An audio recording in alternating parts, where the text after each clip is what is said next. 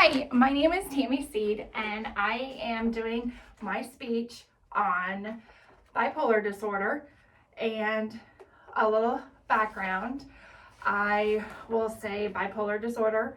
There is bipolar 1 and there's bipolar 2. So the first thing we're going to discuss, a little thing, is like a case study. So in this book, Bipolar Disorder, there's a bunch of different case studies. The one I found really was interesting was about a girl named Felicia. She had been all through high school. She was a straight A student, an honor student, had done everything along with those lines, went to an Ivy League college, and so on and so forth. But once she got to college, she had some issues. She came home for Christmas. When she got home for Christmas, her parents noticed that she wasn't quite the same, that she was withdrawn. She hadn't sent out Christmas cards, she didn't buy Christmas presents, didn't do any of that. So they weren't sure what was going on. Shortly after, she was then sent to the hospital for some problems. She just wasn't feeling right and doing everything. They sent her home. She went back to college. She ended up getting kicked out.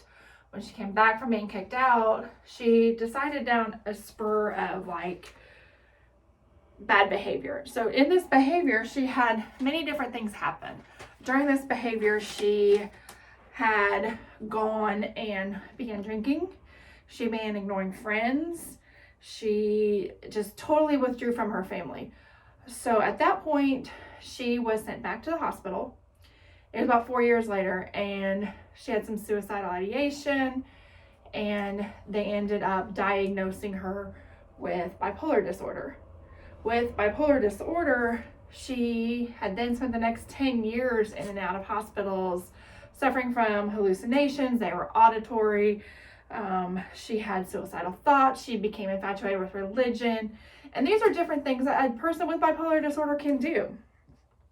So when you talk about bipolar disorder, there's a lot of different ways to diagnose it. According to the DSM-5, if you have bipolar disorder 1, you have to have a recent depressive episode. You have to have at least one manic episode, and your mood episodes have to be not contributed to schizophrenia or those type of delusional disorders.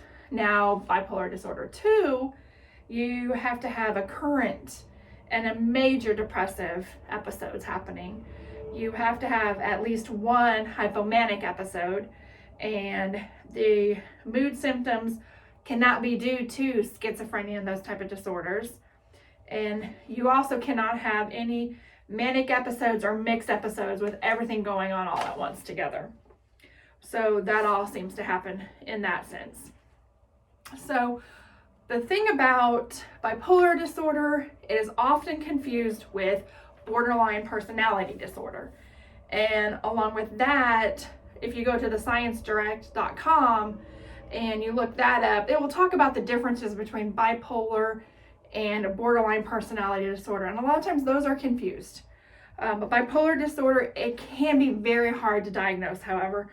And many patients say that they are bipolar, and the ones that say they aren't, usually they're in denial. So diagnosing bipolar disorder, there are some things that have to happen. And a lot of times you have to have a family history of bipolar disorder.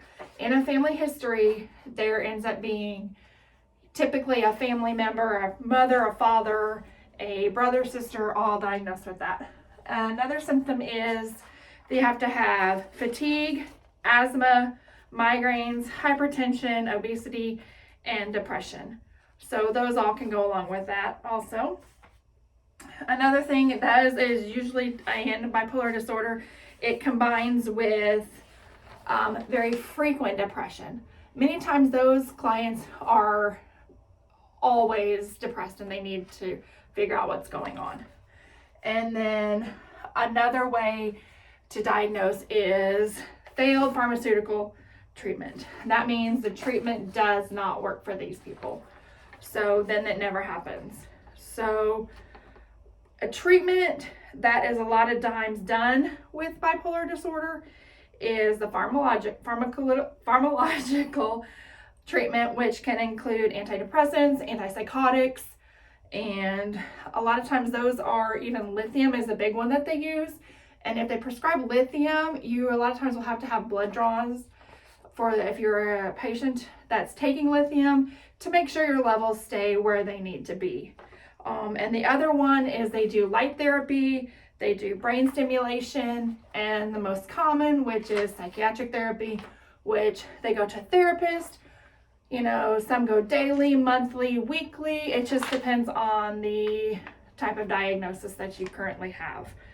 And how does bipolar disorder impact people?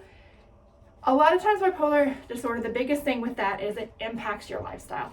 It impacts your family, it impacts your job, and people cannot function.